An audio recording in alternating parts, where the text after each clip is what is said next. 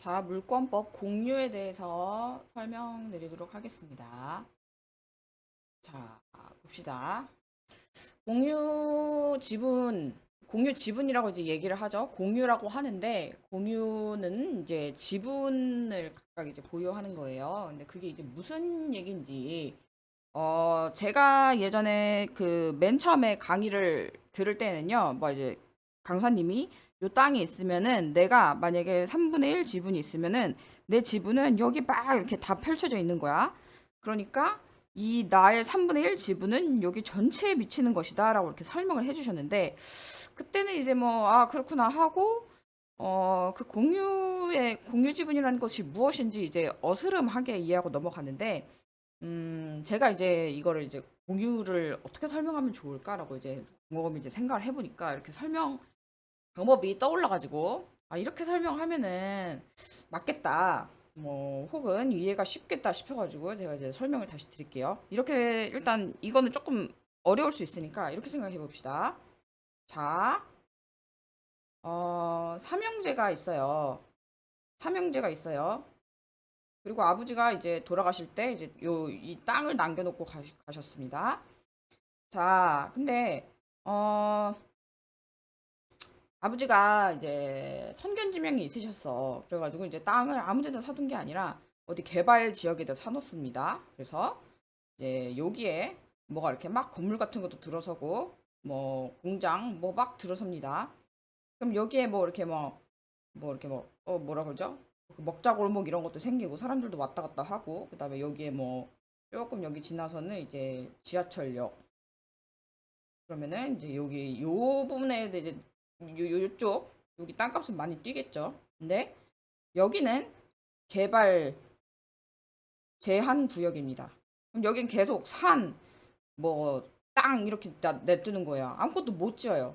그러면은 여기는 땅값이 낮겠어요, 적겠어요. 여기는 되게 비싸겠죠. 요 부분 땅값은. 근데 요 부분 땅값은 적겠죠. 자, 요것도 요것도 뭐 아무것도 없대요. 요것도 뭐 개발 제한까지는 아니지만 여기는 이제 아무것도 없다고 합니다. 자, 그러면은 아버지가 자, 내가 너네 3분의 1씩 내 땅을 나눠주도록 하겠노라 라고 하면서 이제 첫째한테 요 땅을 넘겨줍니다. 첫째한테 이 땅을 넘겨줘요. 그 다음에 둘째한테 이 땅, 이 두 번째 땅, 셋째한테 이 땅 넘겨줘요. 그러면은 뭐가 어떻게 됩니까? 그러면은 어떻게 되나요? 형제들 간에 이제 소송하고 난리 나게 됩니다. 아버지도 막, 아버지한테도 막 소송할 수도 있고, 왜 그러시냐, 될 수 있죠. 왜? 그 땅의 가치가 요 세 개가 다 동일한 게 아니잖아요. 자, 그렇다면,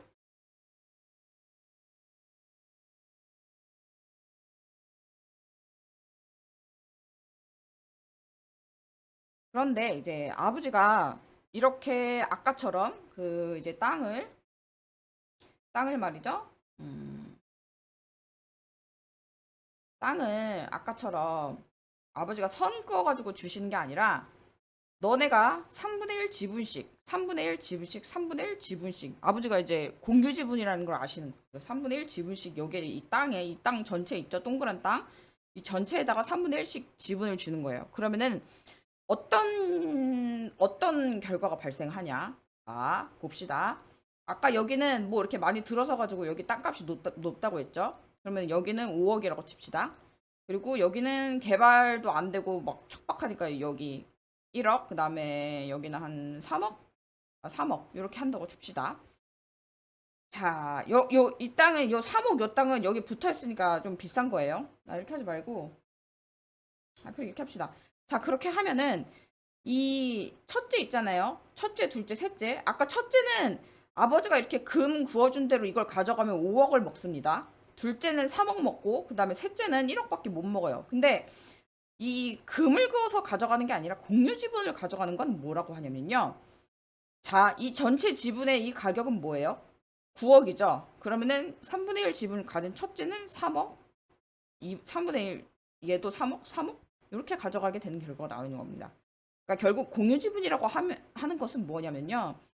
그 땅 전체를 만약에 팔았거나 뭐 대부분 매도겠죠. 아니면 뭐 저당권 설정해 주는 경우도 있고 그렇게 처분을 했을 때 내가 그 처분한 그 가격 있죠. 처분한 금액에 대해서 얼만큼의 그 n분의 1 지분을 가지는가의 문제로 이해를 하시면은 공유 지분에 대한 그 이해가 훨씬 빠릅니다. 그래서 만약에 그러면은 이제 아버지가 지금 이거는 이제 금은 이제 그어져 있어요. 땅 간에 뭐 이렇게 뭐 뭘로 그어져 있다고 할 거예요. 아무튼 금은 그어져 있어요. 근데 아버지가 이거를 이제 다 같이 주신 거예요. 다 같이 3분의 1 지분으로 주셨잖아요. 그러면은 이거는 요 땅은 다 삼형제 소유죠. 삼형제 소유인데 이걸 팔았을 때도 3분의 1씩 나눠 갖는 거예요. 이 5억에 대한 거를. 그다음에 이 3억에 대한 것도 나눠 갖는 거고 1억에 대한 것도 나눠 가는 거고 이 전체 땅을 팔았을 때는 아까 말씀드렸듯이 나눠 갖는 거잖아요. 그러면은 이거는 금을 그어서 주는 그런 개념이 아니라 전체 이 경제적 가치를 공유하는 것이라고 이해를 하는 게 더 이제 편합니다. 그래서 이제 공유 지분을 그렇게 이해하시면 되고요. 그다음에 공유 지분의 처분이랑 그다음에 공유 물의 처분이랑 이게 뭔지 헷갈리시죠? 이거는 그 민법 규정상 이제 뭐 공유물의 뭐 처분은 뭐 과반수에 의해야 되고 뭐 그런 게 있잖아요. 그런 것들은 이제 과반수의 원리에 따르게 되는 건 맞잖아요. 그죠? 그 나만 그 이거를 자 형제들이 있습니다. 3분의 1씩 상속을 받았습니다. 첫째 3분의 1, 3분의 1, 3분의 1씩 받았는데 얘가 이거를 지금 우리 이거 잘 팔 수 있으면 9억에 팔 수 있는데 지가 지금 돈 없다고 이거 지금 7억에 팔자고 해요. 그러면은 얘네들은 어떻게 돼요? 나가리 되는 거죠. 그래서 얘네들의 그런 뭐랄까 얘네들의 그래도 두 명이 있으면은 그래 뭐 과반수가 있으니까 인정해주겠다. 근데 한 명이 이거를 다 팔아가지고 근데 물론 판다고 해도 얘네 지분이 있으니까 만약에 이거를 7억에 팔았어요. 그러면은 얘네는 7억 곱하기 3분의 1씩을 이제 가져가게 되겠죠. 근데 그 파는 행위 있잖아요. 그 행위는 이 얘까지 둘째나 셋째까지 그 동의를 해줘야지 팔 수 있는 거예요. 왜냐? 얘네는 지금 우리 충분히 이거 잘 놔두면 9억에 팔 수 있는데 못하러 7억에 팔아 첫째. 네가 급하다고 지금 아버지가 주신 땅을 개발도 될 수 있을 것 같은데 그거를 왜 7억에 파니? 라는 그런 게 이제 있을 수 있는 거예요. 그래서 그런 문제가 있으니까 공유 지분에 관한 그런 규정이 있다고 보시면 됩니다.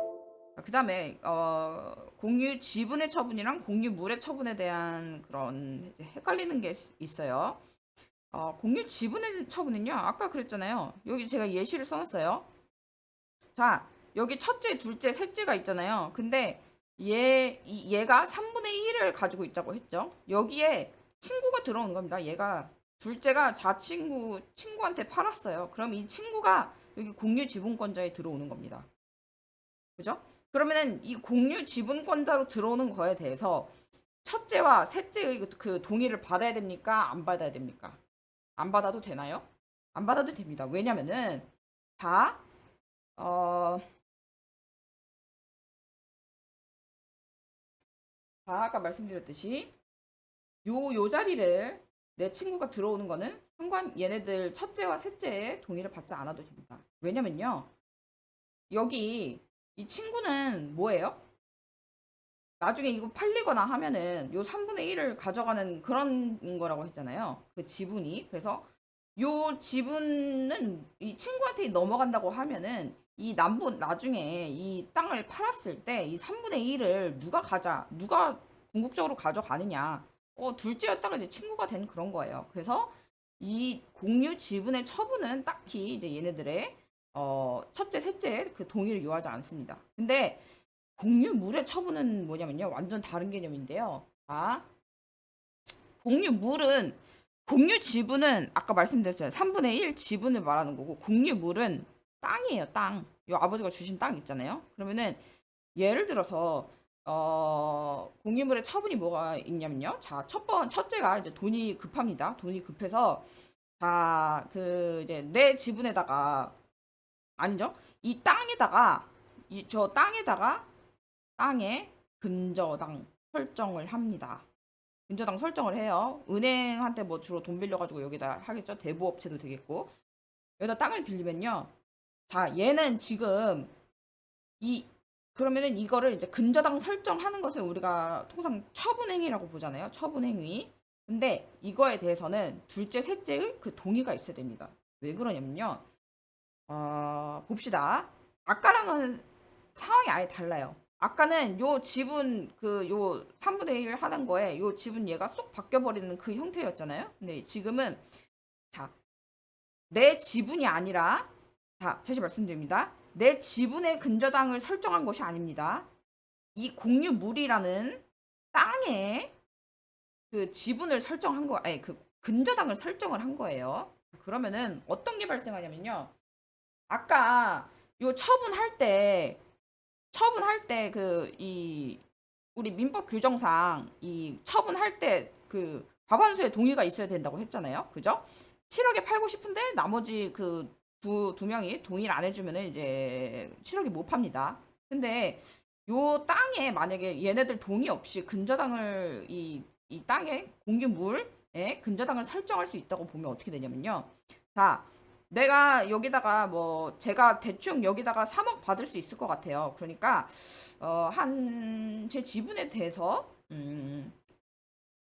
그러니까 제가 여기 지분권자거든요. 그래서 제 지분이 아니라요. 요 땅에 대해서 이제 한 2억?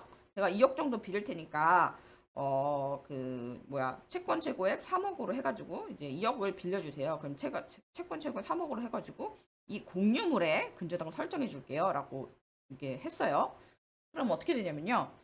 만약에 얘가 첫째가요 2억을 안 갚잖아요. 그러면은 이 저기 2억을 안 갚아요. 그러면은 이 은행에서는 이 근저당을 실행할 수 있잖아요. 근저당을 실행을 하면은 이게 결국 어떻게 되는 거예요? 이 첫째, 셋째, 누가 돈 빌린 애가 누구였지? 첫째였지. 나머지 얘네들의 동의가 없이 결국 그러니까 지금 근저당 설정했잖아요. 근저당 실행하는 거 법에 맞잖아. 그래서 은행이 이거를 실행을 해버리면요.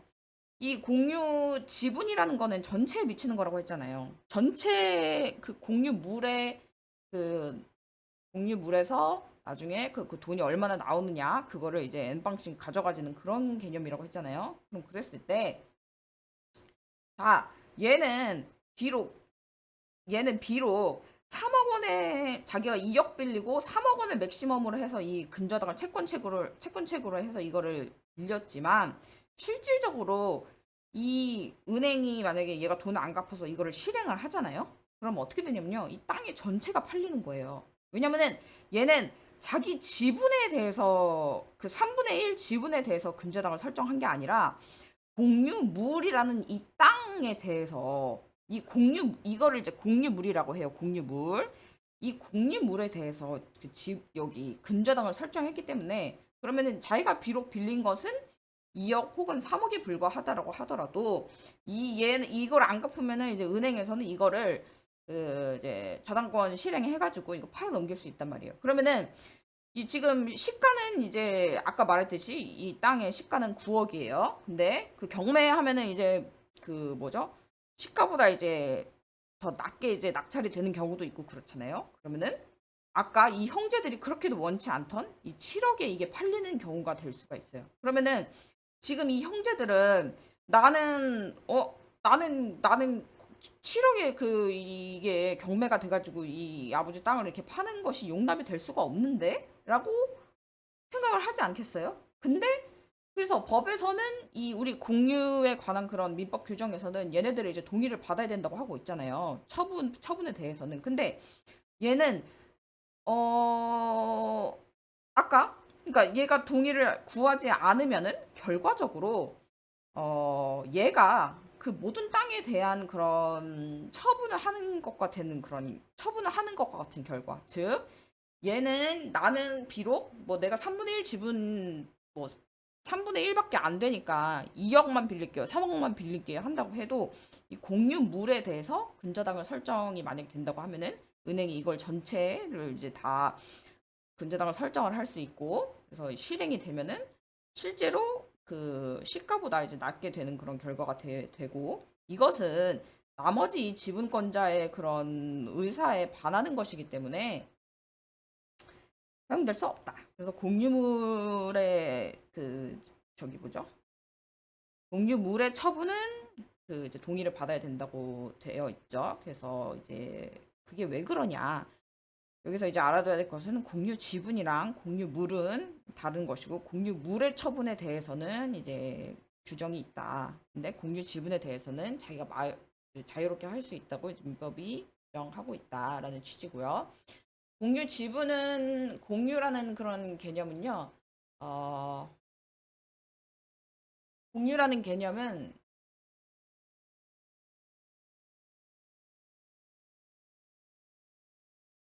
공유라는 개념은 이제 아까 말씀드렸듯이 그 3분의 1 지분 거기에 그래서 내가 경제적 이익을 가져가는 금액이 어떻게 되는 거냐라고 이해하시면 됩니다. 자, 그다음에 관습법상 법정지상권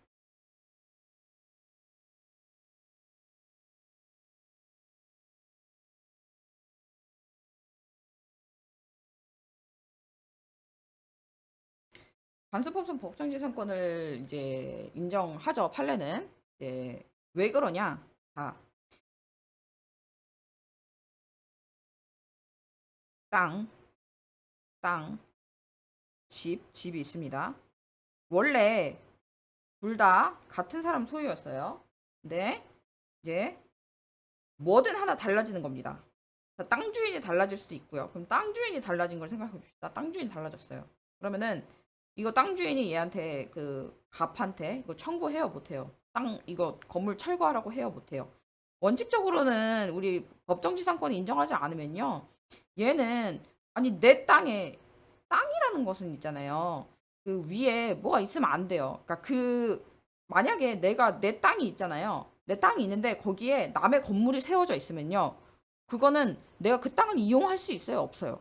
실제로는 이용을 못 하죠. 왜냐면은 그 건물을 소유한 사람이 거기서 자기 건물 소유주가 그 건물 그 임차한 사람한테 뭐 임차료를 받든지 어쩌든지 그거는 그 사람이 알아서 할 거지만 토지 소유자인 나로서는 아무런 그런 거기서 이익을 뭐 그 건물에서 이익을 추구할 만한 권한이 없거든요. 그렇기 때문에 내 땅인데 남의 건물이 있다? 이거는 그 토지의 그 어떤 가격이라든지 그다음에 사용 이런 거를 현저히 저하시키는 것이기 때문에 뭐 그렇기 때문에 이건 당연한 결과긴 하지만 땅 소유자는 내 위에 건물이 있으면은 이제 없애달라고 그 방해배제 청구권 혹은 뭐 물권적 청구권 기타를 사용해서 철거해라라고 하면은 이제 철거해야 됩니다. 그런 게 이제 원칙인데 요런 경우에 있어서 판례는 이거를 법정지상권에 인정한다 이거죠. 자, 그럼 왜 그러냐? 음, 자, 여기에는 이 토지가 여기서 그러면은 원래 둘 다 갑소유였어요. 근데 을이 을로 바뀌었잖아요. 을이 토지 소유자가 됐고 아직은 그 건물 소유자는 갑이에요. 그러면은 여기서 손해를 보는 사람은 누군 것 같아요? 여기서 그러면 갑이랑 을 두 명이 있잖아요. 손해를 보는 사람. 손해를 본다? 지금 좀 안 좋은 위치에 있는 사람은 뭐예요? 을이죠, 을. 왜냐면은 자기가 땅을 샀는데 이 건물에 건물이 있단 말이에요. 그런데 이거는 갑 거야. 그러면은 을은 이 갑소유 건물에서 뭘 이렇게 뜯어낼 수가 없다니까요. 근데 그러면은 자기 땅에 뭐 농사라도 짓든지 아니면 내 건물을 짓든지 그렇게 해야 되는데 지금 얘 이 건물이 갑 건물이 있으니까 어떻게 할 수가 없어요. 그런데 그러면은 우리가 봤을 때, 우리 이렇게 바뀌었는데 왜 갑의 건물을 있게 하는 거죠? 왜 법정지상권을 인정하는 거죠? 라고 했을 때, 판례는 뭐라고 하냐면요.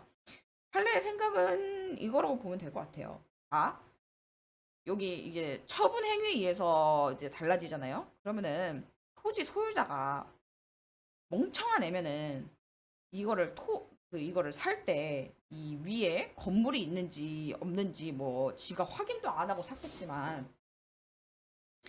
다 토지 소유자가 얘가 지금 땅을 살 때 지금 건물 있는 거 알고 샀어요? 모르고 샀어요? 건물 있는 거 알고 샀잖아요. 지금 땅 위에 버젓이 건물이 있는데 그러면은 얘도 이 땅을 삼에 있어서 아, 이거 땅 사봤자 지금 갑 건물이 있어가지고 내가 이거를 제대로 사용을 못하겠구나라고 해서 토지 가격을 원래는 이게 3억이었다고 하면은 이거 값 때문에 내가 지금 뭐 이거 건물 만약에 뭐 철거하는데도 뭐 비용도 걸리고 시간도 걸리고 이러니까 아마도 갑과 을 사이는 토지 가격을 다운해서 뭐 1억에 사는 그런 어떤 거래가 이루어졌을 것이다라고 이제 생각을 하는 것이고, 그것이 또 우리가 생각하는 그 정의도 맞죠. 왜냐면은 을이 이 땅을 사면서 그 땅에 한 번도 안 가봤겠어요.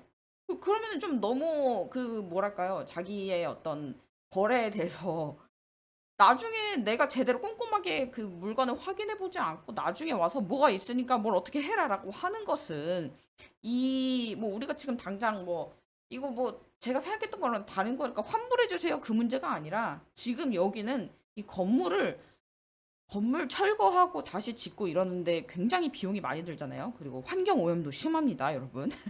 근데 이제 그런 것들을 이제 만약에 을로 하여금 인정하게 되면은 이 자기의 어떤 거래에 신중하지 못했던 을로 인해서 이 갑과 그다음에 여기에 뭐 새 들어있는 사람들도 있었을 거잖아요. 건물이면은 요 임차인 막 4명 있어. 그러면은 이 사람들한테 너무 많은 피해를 주는 게 아니냐라고 해서, 아, 이 당시에 이, 이 뭐든지 건물 소유라든지 토지 소유든지 아무튼 뭐든지 누구든지 바뀔 때 이거를 바뀌게 되는 이 사람, 이 시점에 요게 이제 같은 사람인 걸 알았다면은 이 사람은 요 바뀔 때 이걸 알았다면 이 사람은 이 건물이 나중에 있었다는 것을 알게 될 것이고, 그러면은 자기 땅을 아마도 토지를 이제 이 땅의 시가가 3억이라고 하지만 이 건물이 있어서 자기가 만약에 토지를 사도 지금 건물 소유자가 아니잖아요, 을은. 그래서 내가 토지를 제대로 이용하지 못할 거기 때문에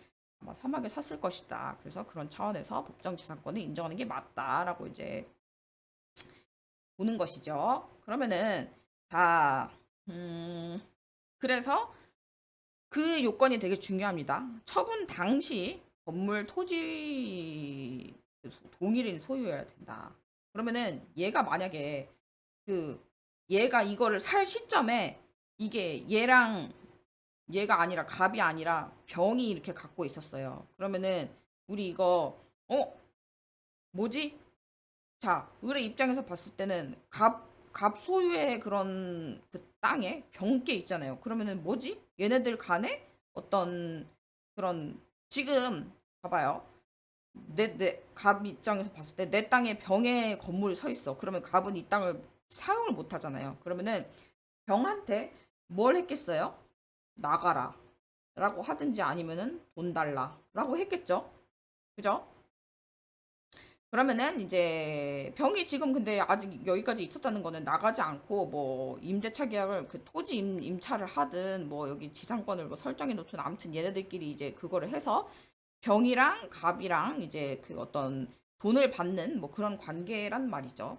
그렇다면은 요런 요 상태에서는 을이 아무리 봐도, 자, 을이 아무리 머리를 굴려봐도 내가 갑한테서 이제 요 땅을 사면은 을한테 지금 우리 법정지상권 요건이 뭐라고 되어 있어요? 갑 소유, 갑 다 똑같이 갑 땅이어야 되죠, 하죠. 근데 지금 갑 땅 위에 병 땅이 있는 거, 그 병 건물이 있는 거잖아요. 그럼 을 입장에서는 얘네 지금 이거 뭐 돈 받고 있는가 본데, 나는 이거 토지를 사면은 나는 그냥 그 뭐냐, 임대차 계약 그 저기 매저가 임대차 계약 이런 거 다 해지하고 나는 이거 건물 없애버리고 내가 새로 건물 살 거야라고 이렇게 생각을 하고, 자기가 그 건물을, 그리고 법적으로 봤을 때 이거를 이제 인정해주지 않잖아요. 그 요 동일 소유자가 아닐 때는 그 법정 지상권을 인정해주지 않죠. 그리고 그 을 입장에서는, 이걸 살려는 을 입장에서는 갑이, 병이 아마도 갑한테 뭐 임대료를 주고 있거나 뭐 그 지상권 관련해서 돈을 주고 있거나 아무튼 그런 방식이 있는데, 나는 병한테 그거 안 받고 이거 그냥 치울랜다. 이 건물 없앨란다라고 생각을 하고, 그러면은 을 입장에서는 이 토지를 자기가 병 건물 없애고 이 토지를 내 맘대로 사용할 수 있기 때문에 그거를 이제 이 토지에다가 이제 또 그 가격을 이제 또 업시키겠죠. 아까는 갑 건물이 있으니까 갑 건물이 계속 이제 살아 있을 걸 아니까 을 입장에서는 토지를 이제 1억에 샀다고 하면은 지금 이제 내가 이거 그 건물 뭐야 철거하고 내 집 지을 거야라고 하면은 이 토지를 제대로 사용할 수 있는 거잖아요. 그러면 그거는 역시 이제 가격에 반영이 되어서 2.5억 뭐 이렇게까지 살 수 있는 거란 말이죠. 음, 그렇기 때문에 자 여기에 있어서 그 얘가 처분 시점에 이 얘네들이 이제 똑같은 게 중요한 거고 이 처분 시점이 아니라 뭐 다른 시점에 뭐 한때 한때 뭐 소유권자가 막 바뀔 수가 있잖아요. 한때 이게 한때 갑 소유라고 한다고 해서 이거를 인정하는 것이 아니라 처분 이 시점이 중요한 거예요. 처분 당시 건물 토지 동일인 소유이고 뭐 그다음에 뭐 특약이 없어야 되겠죠? 특약이 없어야 되겠죠? 그죠? 특약이 그 갑이 을한테 저기 땅 팔면서 너무 낙서를 많이 했구나. 아, 갑이 을한테 땅을 팔면서 자기 이제 그 특약으로 이거 건물 이거 저기 뭐냐 건물 그 철거하겠습니다. 이렇게 특약으로 얘네들끼리 매매 계약에 넣었어요. 그러면 을 같은 경우에는 아까 1억에 살라고 했었잖아요. 만약에 이걸 못 지으면은 그 건물을 이제 자기가 안고 들어가야 되면은 계속 1억에 이 토지를 살라고 했는데 답이 이거 지상권 포기하고 저는 이거 그냥 없애고 나갈게요라고 했단 말이에요. 그러면 을 입장에서는 이 토지 내 맘대로 사용할 수 있는 거고 여기에다가 내 그 뭐야 오피스텔 뭐 이런 거 지어가지고 여기 뭐 세 줄 수도 있는 거고 그러면 을 입장에서는 이 토지에 대한 다시 평가를 하겠죠. 그럼 3억 정도 봐도 되겠네. 어차피 이제 얘가 다 철거해서 준다고 했으니까 라고 해서 이제 가격에 이제 반영했을 거란 말이에요.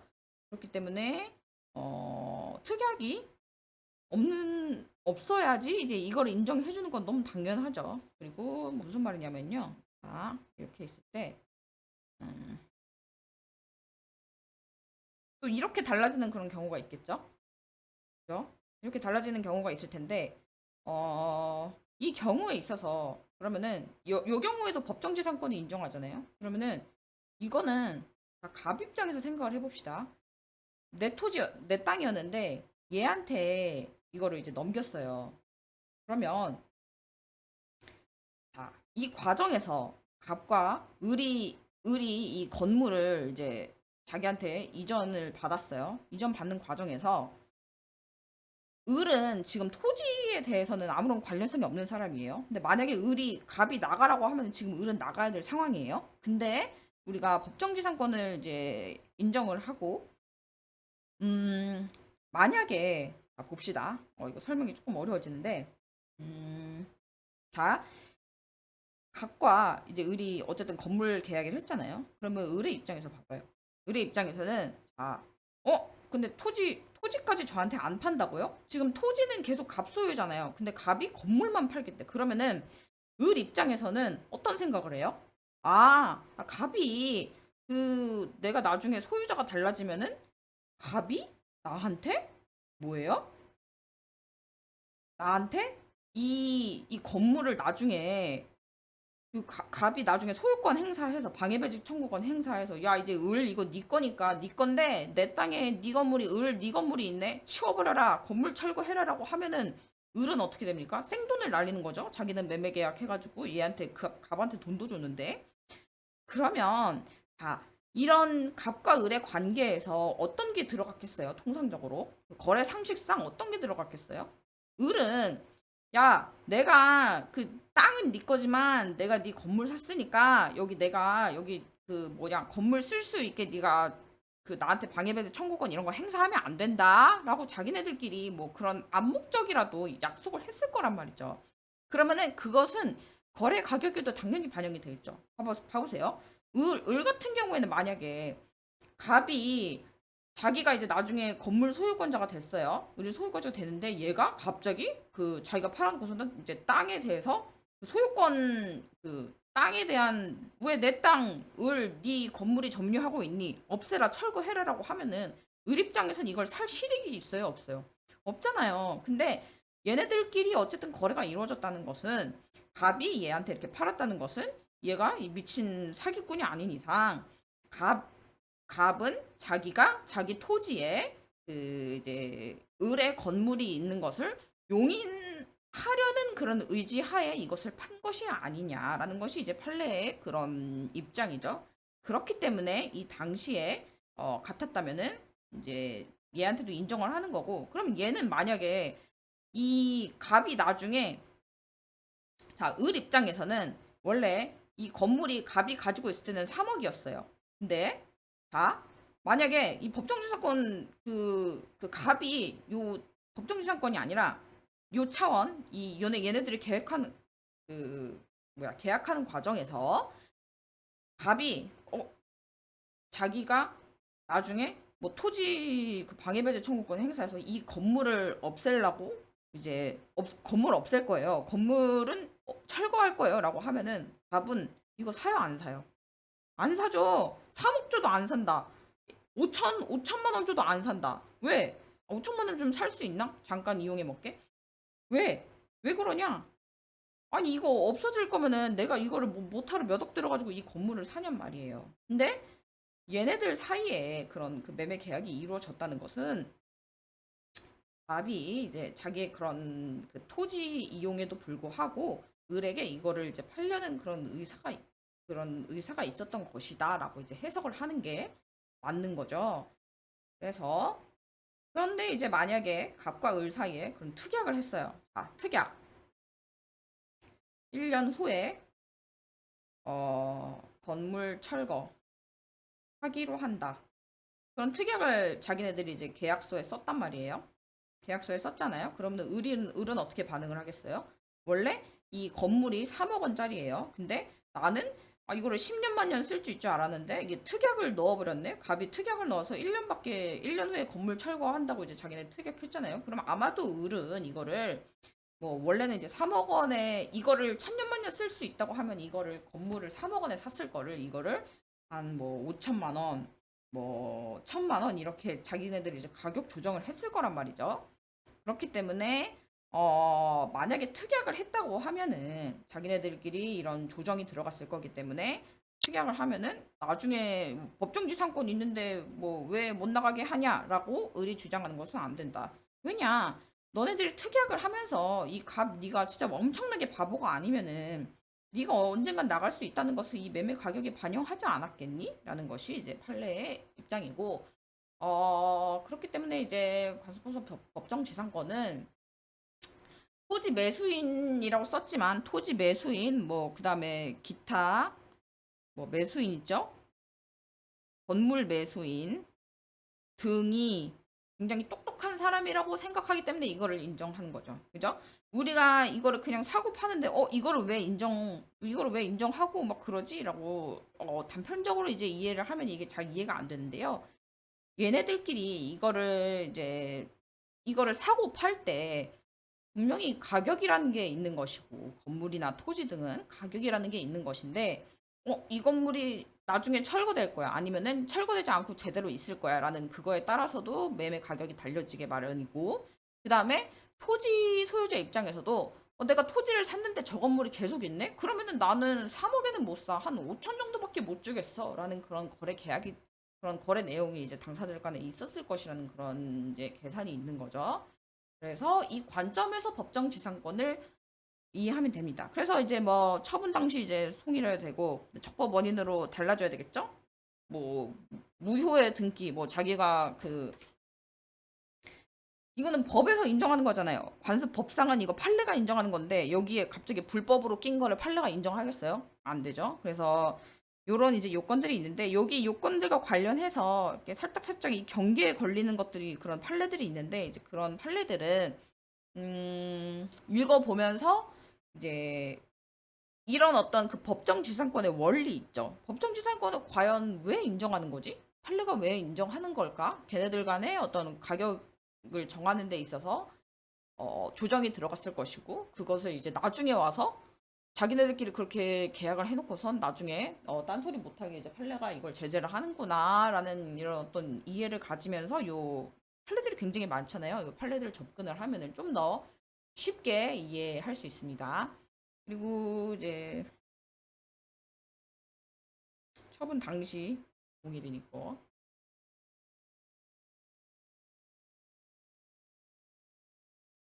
그다음에 두 번째 볼까요? 유치권. 좀 쉬었다 합시다.